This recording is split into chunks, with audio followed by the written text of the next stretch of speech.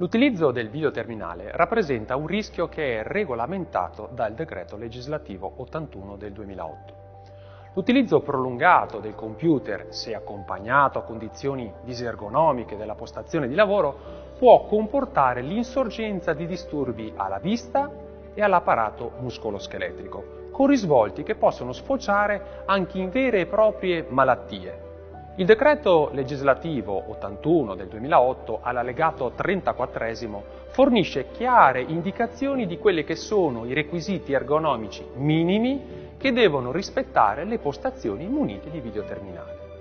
Vediamone alcune, considerate più rappresentative. Lo schermo deve essere posizionato di fronte all'operatore, in maniera che, anche agendo su eventuali meccanismi di regolazione, lo spigolo superiore dello schermo sia posto un po' più in basso dell'orizzonte che passa per gli occhi dell'operatore, ad una distanza dagli occhi sempre di circa 50-70 cm.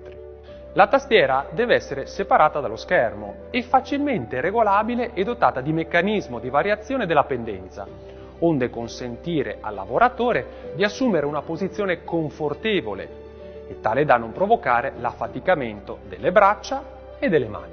Lo spazio sul piano di lavoro deve consentire un appoggio degli avambracci davanti alla tastiera nel corso della digitazione. L'altezza del piano di lavoro, fissa o regolabile, deve essere indicativamente compresa tra 70 e 80 cm. Lo spazio a disposizione deve permettere l'alloggiamento e il movimento degli arti inferiori, nonché l'ingresso del sedile e dei braccioli qualora presenti. Il sedile di lavoro deve essere stabile e permettere all'utilizzatore libertà di movimento, nonché una posizione comoda.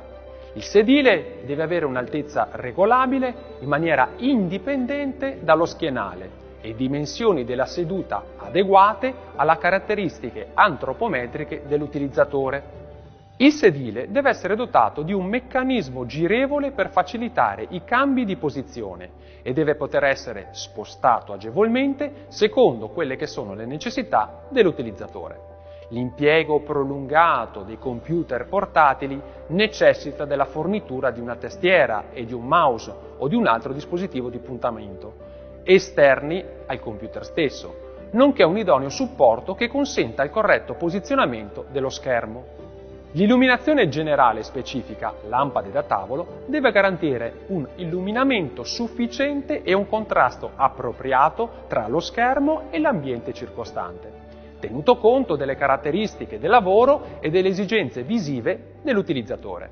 Riflessi sullo schermo, eccessivi contrasti di luminanza e abbagliamenti dell'operatore devono essere evitati, disponendo la postazione di lavoro in funzione dell'ubicazione delle fonti di luce naturale e artificiale. Si dovrà tener conto dell'esistenza di finestre, pareti trasparenti o traslucide, pareti e attrezzature di colore chiaro, che possono determinare fenomeni di abbagliamento diretto o indiretto, come riflessi sullo schermo. Abbiamo visto alcuni aspetti che riguardano le postazioni munite di videoterminale.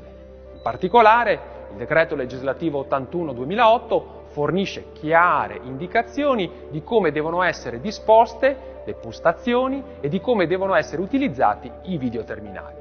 Utilizzare il computer senza rispettare le indicazioni fornite può comportare l'insorgenza di fastidiosi disturbi, che poi possono accompagnare tutta la vita del lavoratore.